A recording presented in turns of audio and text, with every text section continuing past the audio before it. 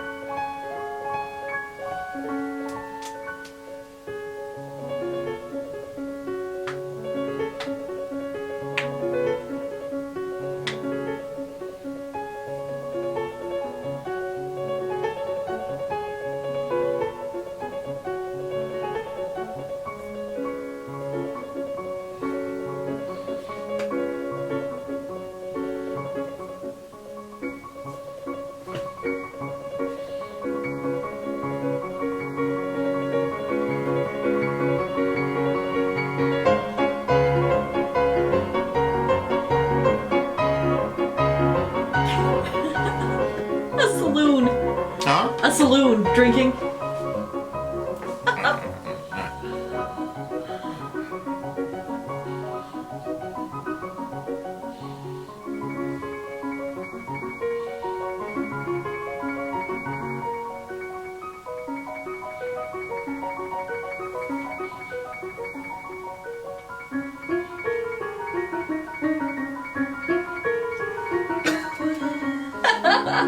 Does it look like Dracula?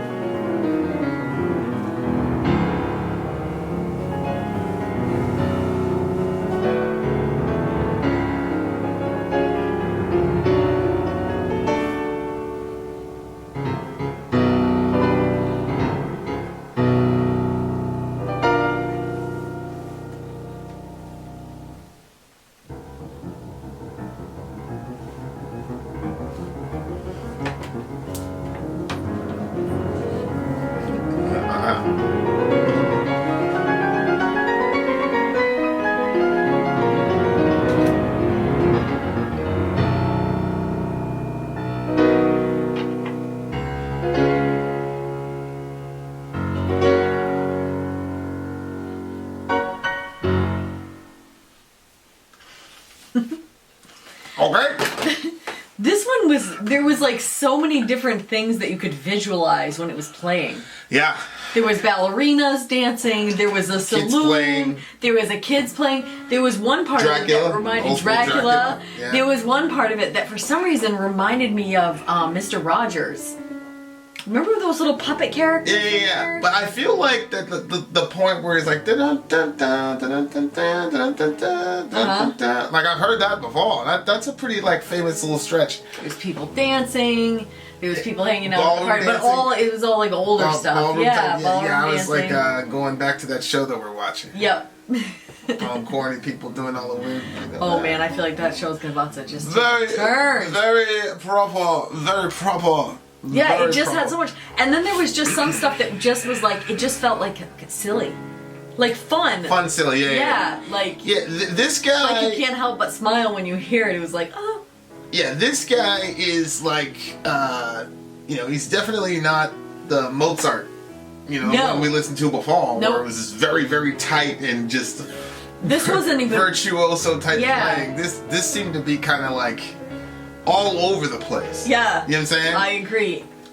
And it wasn't like emotional for me. It was just the only emotion that I kept feeling was funny. Yeah. And I did some research. I usually don't on songs because we're trying to decipher the lyrics, but since there's no lyrics. So it's by Franz Liszt, Liszt. 2 in C sharp minor, the second and most... His name fits his hair very well. Seduct. The second and most famous of the 19 Hungarian Rhapsodies, composed for piano by Franz Liszt, Originally composed in 1851 for solo piano, the work is soon converted into an orchestral by Liszt's colleague, Mr. Doppler. Franz. Yes, Franz. Franz. Yeah, so I'm really, really interested because apparently it looks like it's one of the more famous songs. I'd like to know like exactly. Yeah, so when I looked at this, I told the big homie, I said, yeah, there's 2 different tiers. Like there's the 125 tier to get your song reacted to, but if it's a local band, I said, there's a whole nother tier for that, and he was like, he's probably like, you simpleton. Yeah. This is not. He was very nice about it. So the guy is from Hungary, Franz Liszt. And so this is what Britannica says. It opens in a dark and dramatic mood with strong low chords, dotted rhythms of alternating short and long notes, borrowed straight from Hungarian folk dances become prominent. So he was including the actual stuff from Hungary. He got meta with everybody. These slow opening pages gradually lead to brisk and energetic ones, just as folk dances may pick up the pace with time. In this aspect, the Rhapsody bears a particular resemblance to the Hungarian dance known as Sidaras. These rapidly paced later pages sometimes have a light touch, but at other times they are all flash and fire. For the last page or so, the music rises and falls like the rolling hills of Eastern Europe. Whether in the original solo piano version or the subsequent orchestration, it is much rich with Hungarian heritage. It is music rich. Music rich, sorry. So like that gives some like context to what he was doing. We got the dance part. Yeah. We got the dance part right. Shout out to us. We did, yeah. Maybe the homie didn't know about Dracula. You know what I'm saying? I'm talking about like in the movies. Yeah, I know Dracula exactly. Maybe he didn't know. them. Maybe no. So I'm gonna say if he would have known, he would have also said yes, Vin. That was my Dracula part. That's what he would have said. Making you right yet again. Yeah, like that song that we listened to, the Mozart. Like I'm not certain that you can. That's not something like you can dance to. Yeah. But it is something you enjoy deeply. It's just you don't dance to that. Like you sit and listen, and you're. Are you talking about the Moonlight Sonata? Yeah. Like half of it was like, holy moly, this guy's ridiculous, and you're just in awe. You're not really enjoying the music. But then, like, if you can keep hearing it and get over the fact that you're in the presence of a genius, you enjoy it, meditate, whatever. Yeah. This song is more like, come on, everybody, get on the floor. Let's have some fun. It Yep. doesn't always have to be mega technical all the time. Yeah, it doesn't have to be serious all the time Doesn't have to either. be serious all the time. 2020's done a number on everybody. Just get in the middle of the floor and dance, and Dracula shows up. Then what can you do? Nothing can be done. So so this is one of those things where you could clearly tell the difference in styles just by those two songs. Oh, If you absolutely. compare Mozart to this guy. But I feel like on Piano Tiles, remember I used to play Piano Tiles? I feel like the intro sounds a lot like Piano Tiles. I bet you anything if I show Selah, I'd be like, yo, Selah, what does this sound like? Yeah, listen. Sounds a lot like Piano I Tiles. didn't play Piano Tiles. You guys did. Yeah. But I'm gonna find out right now. What do you give the song? So it was probably like an 8.9 for me. This is getting a 9.2 for me because it's fun and it's very carefree in my opinion. And It really was, yeah. we really need that type of energy. Yeah. Oh, Leaving is it? 2020. Piano Tiles 2. Yeah, there it Hungarian is. Rhapsody. Yeah, Yep. there it is. Yeah, I think I really do. I believe metal's great for ventilating stress and things like that. But I just do think once in a while it'd be good to have something that makes you dance a little bit. Yeah. You know what I'm saying? It's interesting because they're different, like we said. This one is more like, it's kind of lighthearted. I had the saloon in there, so you know what I mean? Like a little bit of clanking your beer things together. And then the other one, but this one is kind of like, this type of music, it creates pictures in my mind, so it's thought-provoking. Even though it's not as thought-provoking as the Moonlight Sonata. That one obviously has way more of a thought-provoking sort of right. sink down into your thought processes and whatever. But this one has its own little thing where for me a lot of times metal is just let me break something and whatever. There's a song but- called Break Stuff. So Is there it you good? are. I think you'd like it, Well, especially the middle. we'll have to do it sometime. Inshallah. There you go. 9.2. Would you I give give it? it an 8.9. All right, there you are, dear listener. Keep the classical stuff coming. It's extremely fascinating to me. Vin out. Sorry, out. Gong.